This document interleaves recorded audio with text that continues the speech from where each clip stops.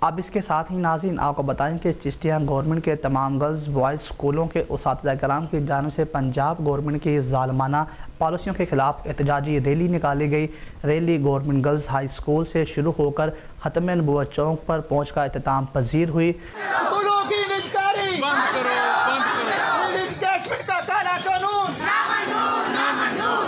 دوسری rally government boys اسکولوں سے بوائز اساتذہ کرام کی شروع ہو کر ختم نبوت چوک پہنچ کر اختتام پذیر ہوئی۔ لیو انکیشمنٹ سروس رولز میں تبدیلی، ہیلتھ انشورنس کی کٹوتی اور دیگر سرکاری ملازمین کے مسائل کے حوالے سے احتجاج اور احتجاجی ریلی نکالی گئی۔ ریلی میں ملازمین کی حکومت کے خلاف شدید نعرے بازی بھی کی گئی۔